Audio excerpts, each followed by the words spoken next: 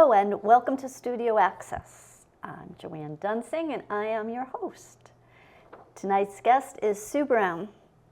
Sue is the founder of Purple Pantry Boxes and she is a very dear friend of mine. Welcome, Sue. Thank you so much for having me. I'm really honored. Well, I am excited about our viewers getting to know you and getting to know what's the story, what's with these Purple Pantry Boxes. So please, tell me the Sue Brown story associated with the Purple Pantry Boxes. Well, Purple Pantry Boxes, it is a certified nonprofit. We just celebrated our 5th birthday. We started in March of 2020. And if you kind of roll back your memory, March of 2020, everything was shutting down. People were terrified. People were losing their jobs. Mm-hmm. Everyone was having shelter at home requirements. And I had already attempted to put a bigger version of this, a pantry at the courthouse where I was a public defender, helping people who were dealing with food insecurity. Purple Pantry Boxes are filled with food. So this is what we do it every day. And it was just, didn't even think about it. We just started with plastic bins and we put them out in Milford, Connecticut, around the area where that was more densely populated. And we just put food in it and we put out signs on the plastic bins saying, please don't take the bins, but do take the food. They took the bins. And one of my neighbors started building wooden structures. And he has been our carpenter ever since. And he's a wonderful guy. And he makes one on the small side just so that we can have a demo. People can actually see what they look like. So how big are the actual Purple Pantry Boxes? If you think about 24 inches by 36 inches, they usually have a shelf in the middle, so you can put food both top shelf and bottom shelf. Mm-hmm. We always fill them from back to front, tallest food in the back to the shortest food in the front. Think about a supermarket. You know, the labels are facing forward. You want it to be easy for people to access the food. I mean, when you open this, you know exactly what's there, and you can pick and choose what you need, which is the motto, take what you need, donate what you can. I love that motto. Say it again, please. Take what you need, donate what you can. Yeah, that's beautiful. So people can just walk up to the box, they can take what they need. Some people just walk up to the box to put stuff in, huh? Every day. Yeah. Right now we have 19 Purple Pantries living in communities. 13 of them are in Milford, so we're in several other cities besides. And as I'm driving around town, I see people taking food out, I see people putting food in. It is a great relationship that has been formed with the community. Mm-hmm. No matter what's happening, our mission is that we fill each and every pantry every single day, rain or shine. And there are some pantries that we fill twice a day because the need is so great. That's incredible. The food is always shelf stable. It needs to live in the center of the supermarket. It can't be in those exterior aisles because these are wood structures. They are not plugged into electricity, and we don't put perishable food in them. Mm-hmm. There are times community members put perishable food in, and then we take it out, and we throw it out. Absolutely, because it can't stay good. No, it can't. I had just trained a new volunteer, and she had gone to a pantry, and she called me up and she said, Sue, there's a roasted chicken in here. I said, okay. And she said, it's still warm. I said, okay. And she's like, what do I do with it? I was like, you know exactly what to do with it. She's like, I can't throw it out. It hasn't been opened. I said, then take it home for your family for dinner. And she's like, garbage it is. And that's the whole thing. It doesn't matter if it's hot. It doesn't matter if it's frozen. These are not designed to house that kind of food. And was that poor roasted chicken hot because it was August and it was boiling hot outside? How many minutes had it been in the pantry? Although there are no answers, so it doesn't matter. It can't be kept. It has to be thrown out. Because it cannot be eaten. It's not safe. Everything we do is factory sealed. It comes out of the factory, and that is how we use it. Everything has ingredients. It's labeled. You can get a big box of granola bars at a big box store, and you open that box. It's still factory sealed because all of those granola bars are sealed and they have the label. So we don't have to put in a great big anything. Mm-hmm. We can subdivide it, but we don't break seals. Good, good, good, good. So people can know they're getting safe food that is edible right there and then. Yes, absolutely. Good. That's important. It is important. Yeah, people need to feel safe with these kinds of things. They do. So this is the Purple Pantry box, and people will see these throughout the community bigger. Yes, about 3 times bigger. Oh yeah, absolutely. I have seen them. And this is your 5th year anniversary, so would you mind giving our viewers a recap of the past 5 years? I know you started talking about that box. I love that story and the pictures. So we started with plastic bins. We had 3 of them, and we also put food in the mini libraries that were around Milford. Because we started in March, and everything had shut down. So there was a little bit of space in the books. We were just being creative on where we could put food. And it's funny because I posted on Facebook with the addresses of the plastic bins. And I think I had like 5 followers on Facebook. So it's like, who's ever going to see this? But at least I was putting it out someplace that there was food in these locations. And now the Purple Pantry Boxes has their own Facebook page and Instagram. So we don't need my social media anymore, thank heavens, because I think I still only have 5 followers. We moved very quickly. We started in March of 2020. By the end of April, we already had wooden structures in the community.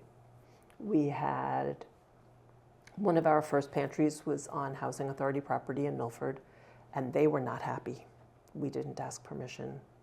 They threatened to take it away. They did not. And it's very funny because now we have a lovely relationship with them, and there are 4 Housing Authority properties that have pantry boxes. And it's great because the people who live there are on fixed incomes, and they need help. And we put the pantries in all of the locations that seem to make sense or that are requested. But we went from 3 plastic bins to now 13 pantries in Milford and 19 in total. That is fabulous. That speaks volumes of you, your organization, taking care of the community because the need is there.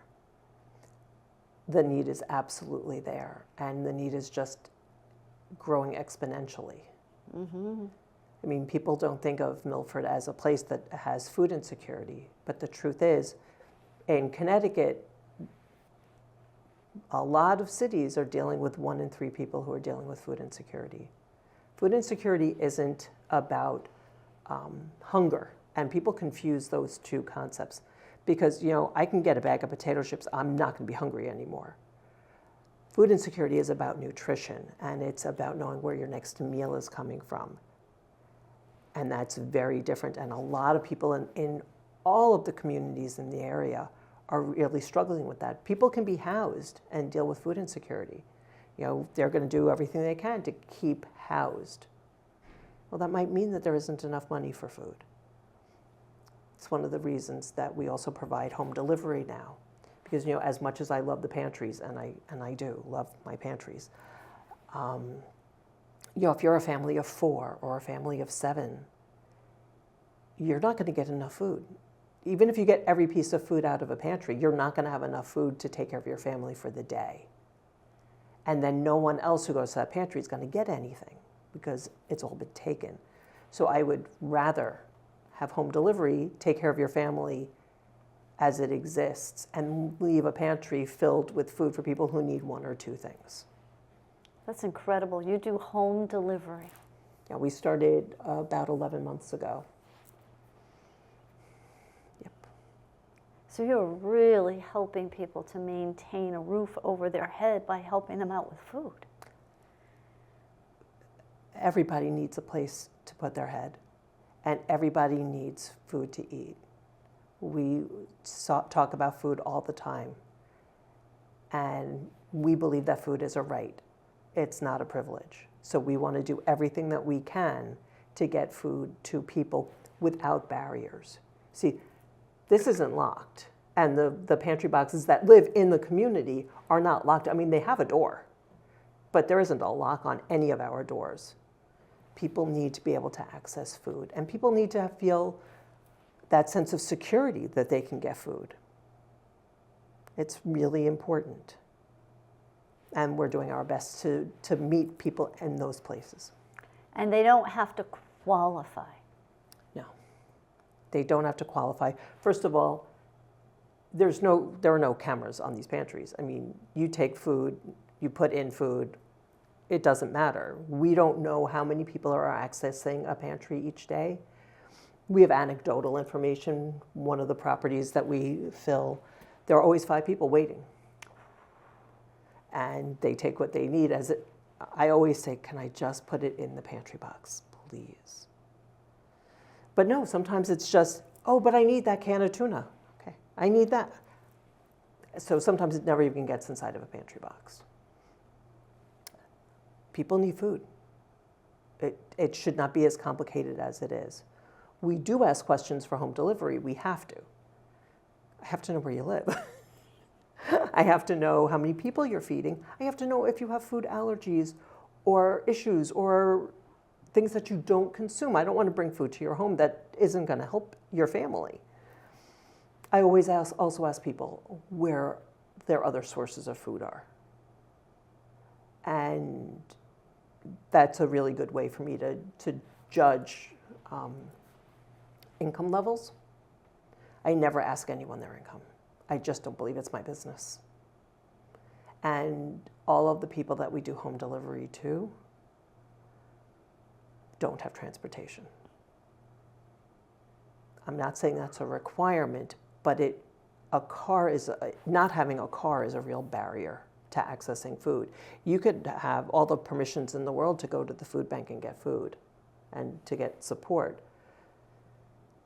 And I am a firm believer in public transportation. And you can get on a bus and you can go to the food bank in most areas. But if they give you 40 to 60 pounds of food, how are you getting that food home? It's really hard to maneuver that amount of food on a bus. And if you add that you're my age or older, or that you have a little one with you, it's pretty impossible. So we're just trying to make people's lives a little bit better and a little bit easier. And then you do hear from some of these people when they end up in a better position down the road, don't you? We do. I love the people that we work with. I never ask anyone to talk to me. I want to respect everyone's privacy and everybody's dignity. But when you're filling up a pantry every day, you tend to see similar people. People who I need a water today and I need a bar of soap today. I got peanut butter yesterday, I'm good for peanut butter until tomorrow. And they just start talking to you. And this man, I was doing a training of someone filling one of the pantries. And this man saw me and he just came running towards me. Now I know him. I've been working with him for months. And he starts screaming, "Sue, I got a job." I was like, "I'm so proud of you. That's amazing. That's awesome. I'm going to start putting food in the pantry." I was like, "That's great. That's lovely." It's always good to help. The man is still, this was over a year ago. He's still employed because I see him where he works. Still respect his privacy and his dignity.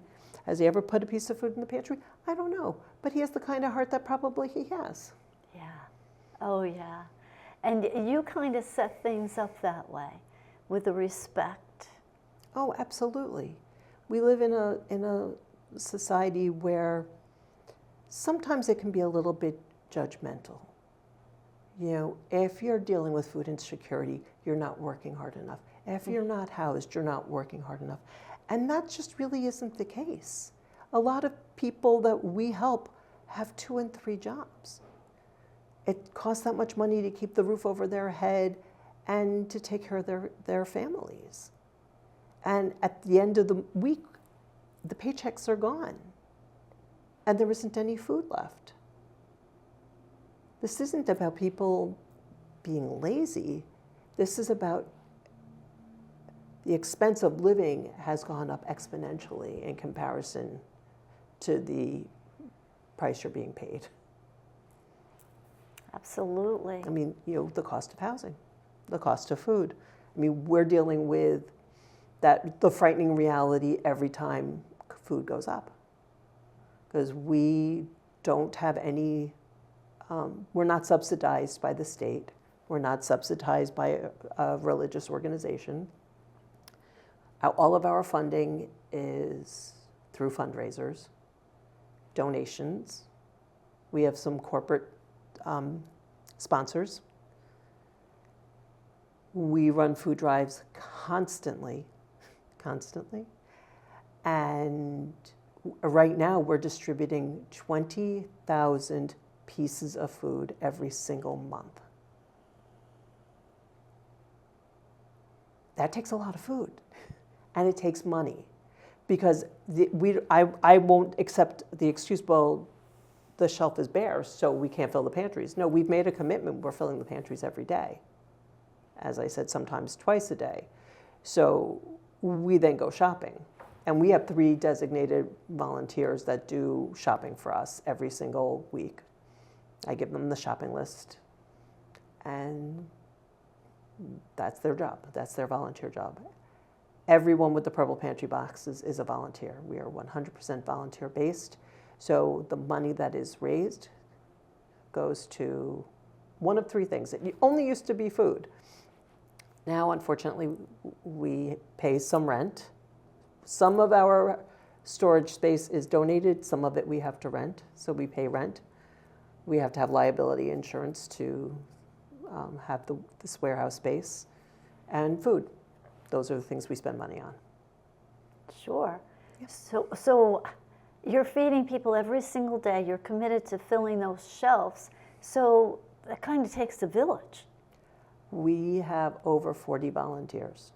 Some volunteers volunteer once a week. Some volunteers volunteer once a month.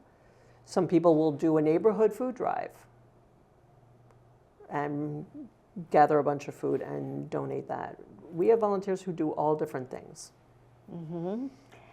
And then what about like on your Facebook page, I recently saw something about cereal domino. What is that? That's a community thing. It is a community thing. I love the community. We have been so embraced by the Milford community. It's pretty amazing. So yesterday at one of the elementary schools, Calf Pen Meadow Elementary School in Milford, they had sent home a request to the families to donate boxes of cereal. And they created, they took the whole auditorium and the hallway, and they lined up the boxes the way you would, the little plastic dominoes, except it was cereal boxes. And in the center, it had the initials of the school. And at the appropriate time, the principal tapped the first box, and you just saw all of the boxes falling down. And the kids were laughing. It was a great time. Everyone had a great time. I love going to schools and events. And then 2 nonprofits, we were one of them, received the cereal that had been donated for the domino event. So now we have 175 boxes of cereal that we'll be distributing every day. Nice. That is so nice. So it was a school involved. The kids were able to be involved. Then they built the domino pattern, and then they have an assembly. Yep. To let it rip. They do. And surprisingly enough, it really is a science lesson involved, because if a little box of cereal taps a big box of cereal, that big box of cereal isn't going to budge. So you really have to figure out the weights and the measurements. It was really interesting to watch these 5th graders putting it together. That is and so they had good. they absolutely had a fun time. Of course they did. What a blast. Of course. And then we were playing basketball by throwing boxes of cereal into my car. I took the roof off and they were landing shots. Yeah. Oh, yeah. It's just a good thing. And there's a lot of good things going on this day and age. Oh, so many. So many. I mean, we are so fortunate with how the community has embraced the pantries. We couldn't do the expansion that we do.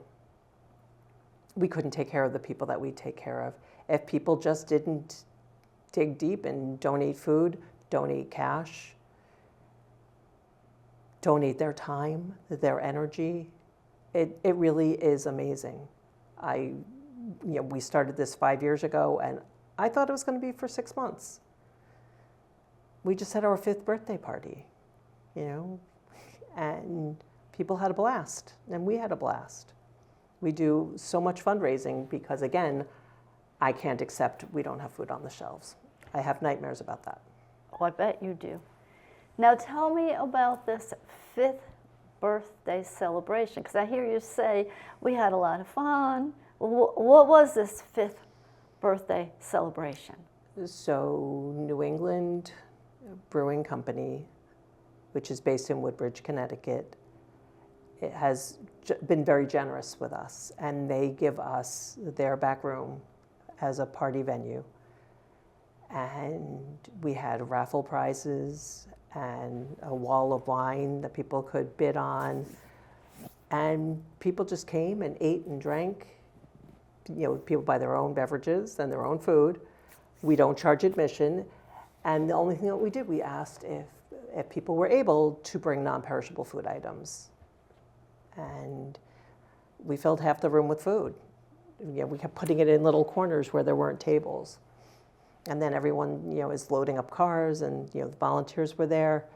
And we had over 60 raffle prizes that people were buying tickets for. And that's how it becomes a fundraiser, because most of the raffles are donated, and people buy tickets. Yeah, it's a beautiful thing. I saw some pictures, and it sure did look like a good time. And community, people coming together for a good cause. And that just spreads out. It's a beautiful thing, because again, there's a lot of good going on. We can be the light. We can do these good things. We can be kind. We can be respectful. And then that has an influence on the people around. And the school thing, I love the cereal dominoes. Getting the kids involved and just opening up their eyes to the possibilities of how can we help out somebody that we don't even know? What little can we do that adds up to multiple boxes of cereal to feed multiple people? Absolutely. And with each of the appearances that I make, because I speak at schools, at civic organizations, religious communities, they want to hear about food insecurity and what that means. And people really don't equate food insecurity and people being housed. You could be paying your mortgage. You could have a car and not have enough money at the end of the week for food. It's nothing that should be ashamed of. And as a community, we should be rallying together to lift everybody up. Yeah. There are people every day in the workspace taking care of the workflow that we need to make sure that the pantry boxes are filled. People donate their time, their energy, their gas money on their cars. I mean, seriously, I said the 3 things that we spend money on: rent, insurance, food. That's it. Food, food, food, yeah. Oh, yeah. And then, of course, you watch for those sales. You're always looking for the best prices. Yes, I am ridiculous when it comes to prices of the food that we use every single day. I know, we've had these conversations. It is really kind of embarrassing that even as prices go up, I know where to shop. We have a team of volunteers that goes to Aldi every week. And so they have that shopping list. We have a team that goes to BJ's, and we have a team that goes to Walmart. And I give each team, the shopping list. Clearly, we cover the cost of that. And if there's a sale, we hit the sales a lot. We do. Every penny counts. Every penny counts. And we have a local IGA in Milford. It's Adams Hometown Supermarket, and they are very kind and very generous with us. And we can order food when it's discounted. They allow us in front of their store to do food drives. So people are going in shopping, get a few more things. They also have a donation box right at the supermarket, so people can just put stuff into the box, and I go over several times a week and pick it up. So again, the community is amazing. Absolutely. I love it. I see the stuff on Facebook, and I just delight in it. I know how very far you've come and all the different people that are being helped. So, of course, we could go on further, but I've got to say thank you. Oh, thank you. You are welcome. Thank you for coming to the studio today. Thank you for the absolutely heartfelt work that you do. We appreciate you. We appreciate the work that you do. And I love that it's a full circle. Listen, you've known me more than 5 years, so you have been watching this full circle, and I am so appreciative of your support. Thank you. And you are so very welcome. And thank you to our viewers for being here with us today at Studio Access. We appreciate you, and we look forward to spending more time with you.